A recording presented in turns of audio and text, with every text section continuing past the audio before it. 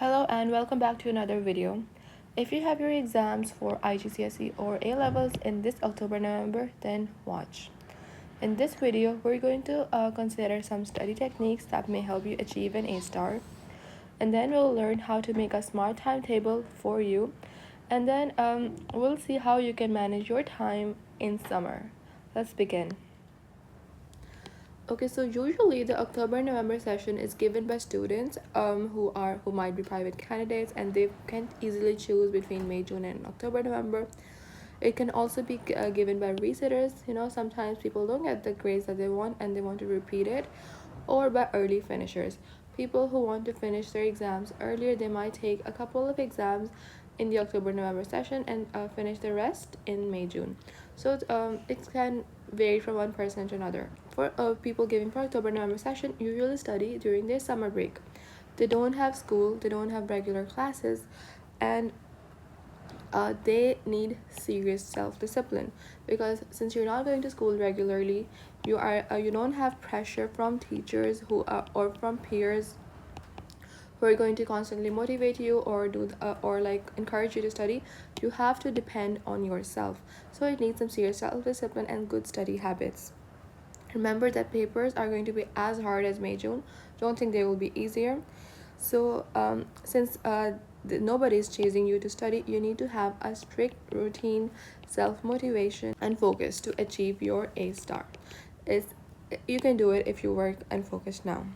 So first we'll begin, we'll look at some tips or techniques that may help you achieve an A-star. Okay, so the first tip is that master the syllabus. A lot of people study the book, they practice from past papers, but they miss out on this important point, that you're mastering the syllabus. Go to your syllabus and see that you have studied every point, and if you think that you don't know this, go back to your syllabus and focus on those points as well. It's important that you know that you have covered every important topic in the syllabus as well. Okay, the next step is, or next technique is, active recall and spaced repetition. Now let's see what that means. So active recall basically means that you test your memory instead of just reading your notes.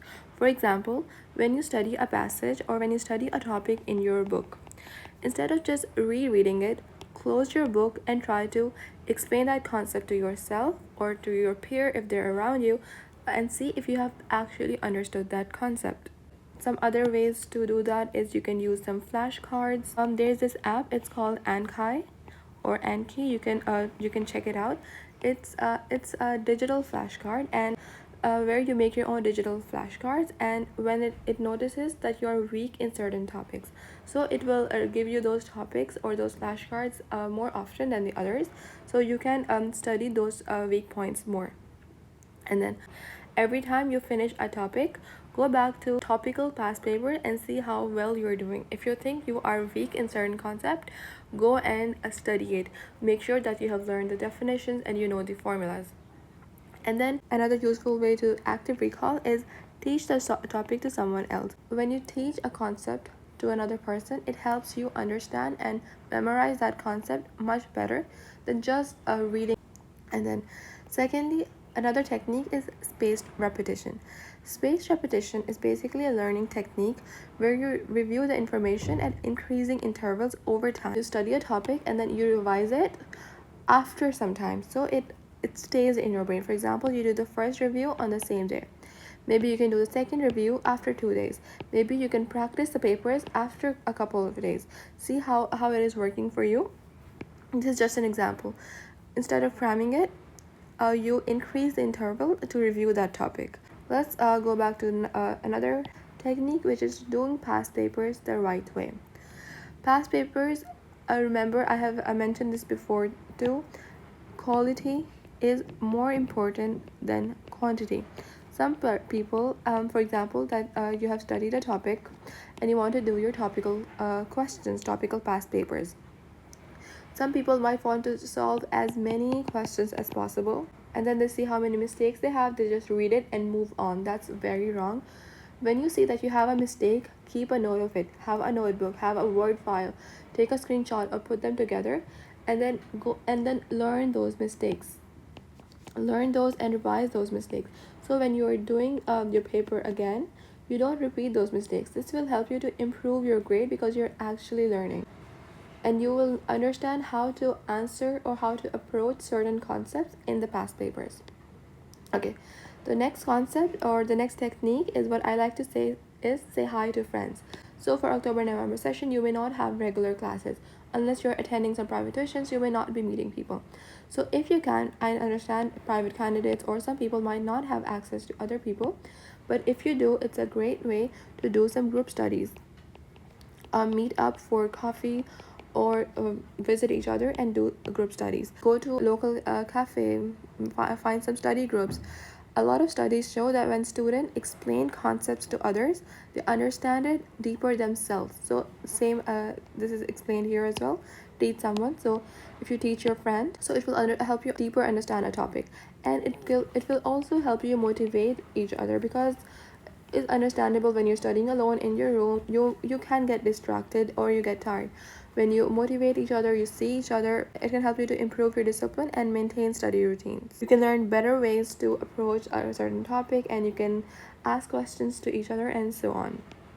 Okay, finally, don't study everything equally, because you may be better at some topics than the other. Spend majority of your time on weak areas, and then spend some time, for example, this is just a suggestion, 60% of your time on weak areas, 30% of your time on medium areas. But very important, do not ignore the strong ones, because you may think that, oh, I already know the definitions and formulas, no need to revise it.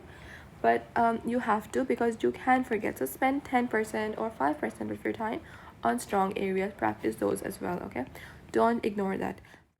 Okay, finally, we'll see how to create a smart timetable, a timetable that is specific for you. So the first step is you have to find out how much time you have. Let's say today is June 25, and your exam might be in October 15. This is just an example. So we're saying October 15. We'll leave the last 2 weeks out, because that's it's just going to be for practicing your past papers. Okay, so we said that the last 2 weeks are going to be for past papers, so we'll remove the month of October. And then from June 25, we have 1 week, but for this example, we'll consider that we have weeks for July, August, and September. That leaves us with almost 12 weeks. So you have approximately 12 weeks to finish studying in the summer before the exam season starts. So the next step is to divide your subjects. This helps you to understand visually how much time you have left over the summer. Let's say, so we said you have 12 weeks and 4 subjects. Now for some people, September might be beginning of the new school year, and the next session may start. And some people choose to take a break while others continue. For example, if they finish IGCSE, they may start AS level. If they are in AS, they may start A2. But for some people, they have a break and they can focus on their exams for October, November. So decide according to your session. Okay, so you have approximately 12 weeks and 4 subjects. Now you have to make sure that you follow a loop routine. Okay, don't just study one subject for 2 weeks and another subject for 2 weeks, and so on. Let's say for the first week, you can choose to have 2 subjects. That means in week 1, I'm going to choose biology and chemistry, and I will finish these chapters. In the next week, week 2, I'll focus on physics and math. They are similar, and I'll focus on these 2 chapters and finish them with some past papers. If you want, you can also have 3 subjects or 4 subjects in 1 week, depending on your personal choice. And then so you have 4 subjects in this example. For us, we have 4 subjects, and then for week 3 and 4, you will repeat these subjects but with different chapters, and so on. And then you will have planned out what are you going to be doing in all these weeks. And then in the beginning of every week, decide what are you going to study on each day.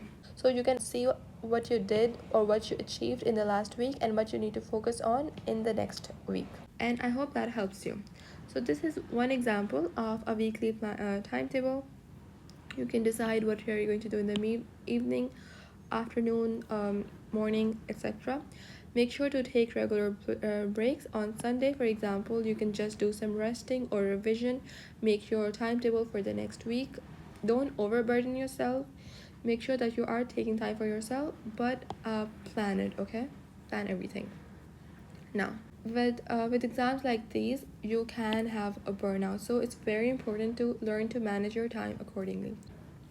So, Pomodoro technique is basically a technique where you study for 20 or 25 minutes and then you take a break for 5 minutes.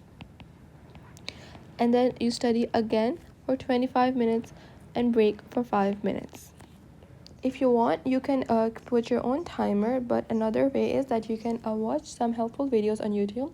While you're studying, play a video for Pomodoro technique. You can find lots of them on internet and have a undisturbed session for 2 hours, 3 hours, and this will help to keep your brain fresh. Okay, the next step is to have digital detox hours. A lot of us are studying on laptops or phones daily, so you need to give your mind a break from screen time. So I've seen some students who study on their laptop, and when they need to take a break, they just lie down and scroll through Instagram, and then they go back to studying and then their phones. They think that they're taking a break, but their mind is not having a break. Their mind is still working and still overburdened with all that screen time. So it's very important to go and walk in the park, eat an apple, stretch. So you actually give your mind a break. And then the third technique is what I like to say is give yourself a candy. That means reward yourself every time you achieve something. For example, if you finish your checklist for the day, watch your favorite TV show, take yourself out to a cafe.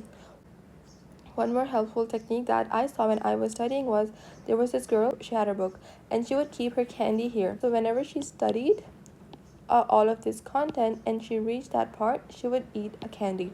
And then she would repeat that. If you're studying from your laptop, you can say, when I solve one past paper, I can eat an ice cream. When you reward your brain, it encourages to study more and you will be more motivated to study. And then third is to track what you have studied. This basically means following the timetable. You have your checklist. Make sure that you keep a track of what you're studying, which chapters are already covered, and this helps you make sure that you're not ignoring any topics, okay? And then weekly reset. Just as I mentioned before, at the end of the week, for example, every Sunday, you check, what did I study this week? What did I miss this week? Is there something that I need to study again? And is there something that I need to focus on? Finally, remember to start now so the future you will thank you. Don't wait until September, start today, print out your syllabus, make your plan. 1 hour of focus study now is better than 5 hours of panic or cramming the whole night later. If this helped you, please give it a like and subscribe for more videos and comment down below for any future videos. I hope this video helped you.